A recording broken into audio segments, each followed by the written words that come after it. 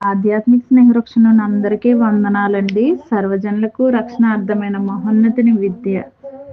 Bible వాక్యము 2వ రాజులు 22వ అధ్యాయము. యోషియా ఏలనారంభించినప్పుడు 8 వాడ యెరూషలేమునందు 31 సంవత్సరములు ఏలెను.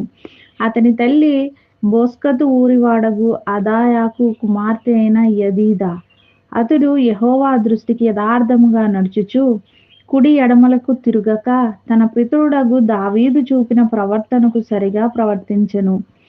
రాజైన యోషియా ఏలుబడిలో 18వ సంవత్సరమందు మెషుల్లామునకు పుట్టిన అజల్యా కుమారుడును శాస్త్రియునైన షాఫానును యెహోవా మందిరమునకు పొమ్మని చెప్పి రాజు అతనితో ఇలాగు సెలవిచ్చెను.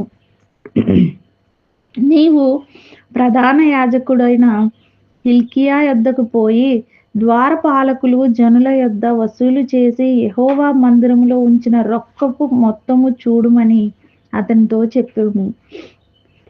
యెహోవా మందిరపు పనికి అధికారులై పని జరిగించు వారి చేతికి ఆ ద్రవ్యమును అప్పగించిన తరువాత యెహోవా మందిరమందలి శిథిలమైన స్థలములను బాగు చేయుటకై యెహోవా మందిరపు పని చేయు కూలివారికి వారు దానిని ఇయ్యవలెననియు, వడ్లవారికిని శిల్పకారులకును కాసే పనివారికిని మందిరమును బాగు చేయుటకై మ్రానులనేమి చెక్కిన రాళ్లనేమి కొనుటకును ఇయ్యవలెననియు తెలియజెప్పుము. ఆ అధికారులు నమ్మకస్తులని వారి చేతికి అప్పగించిన ద్రవ్యమును గూర్చి వారి యొద్ద లెక్క పుచ్చుకొనకుండిరి. అంతటా ప్రధాన యాజకుడైన హిల్కీయా యెహోవా మందిరమందు ధర్మశాస్త్ర గ్రంథము నాకు దొరికెనని షాఫాను అను శాస్త్రితో చెప్పి ఆ గ్రంథమును షాఫానునకు అప్పగించెను. అతడు దాన్ని చదివి రాజునొద్దకు తిరిగి వచ్చి, మీ సేవకులు మందిరమందు దొరికిన ద్రవ్యమును సమకూర్చి యెహోవా మందిరపు పని విషయములో అధికారులై పని జరిగించు వారి చేతికి అప్పగించిరని వర్తమానము తెలిపి, యాజకుడైన హిల్కీయా నాకు ఒక గ్రంథము అప్పగించెనని రాజుతో చెప్పి ఆ గ్రంథమును రాజు సముఖమందు చదివెను. రాజు ధర్మశాస్త్రము గల ఆ గ్రంథపు మాటలు వినినప్పుడు తన బట్టలు చింపుకొనెను.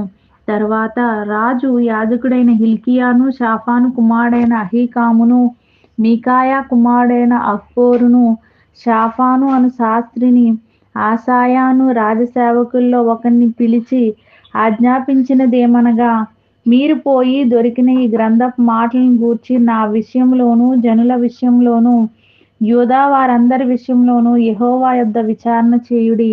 మన పితరులు తమ విషయంలో వ్రాయబడి ఉన్న దానంతటి ప్రకారము చేయక ఈ గ్రంథపు మాటలను వినని వారైరి గనుక యెహోవా కోపాగ్ని మన మీద ఎంత అధికముగా మండుచున్నది.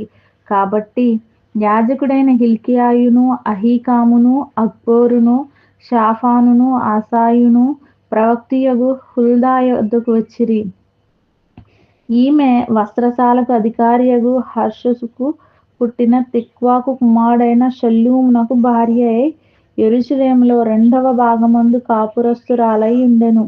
ఈమె యొద్దకు వారు వచ్చి మాట్లాడగా ఈమె వారితో ఇట్లనెను, మిమ్మును నా యొద్దకు పంపిన వానితో ఈ మాట తెలియజెప్పుడి. యెహోవా సెలవిచ్చినదేమనగా, యూదారాజు చదివించిన గ్రంథంలో వ్రాయబడి ఉన్న కీడంతటిని ఏదియూ విడిచిపెట్టకుండా నేను ఈ స్థలం మీదికిని దాని కాపురస్తుల మీదికిని రప్పింతును. ఈ జనులు నన్ను విడిచి ఇతర దేవతలకు ధూపం వేయుచు తమ సకల కార్యముల చేత నాకు కోపం పుట్టించి ఉన్నారు గనుక నా కోపము ఆరిపోకుండా ఈ స్థలం మీద రగులుకొనుచున్నది. యెహోవా యొద్ద విచారణ చేయుటకై మిమ్మును పంపిన యూదారాజునకు ఈ మాట తెలియపరచుడి.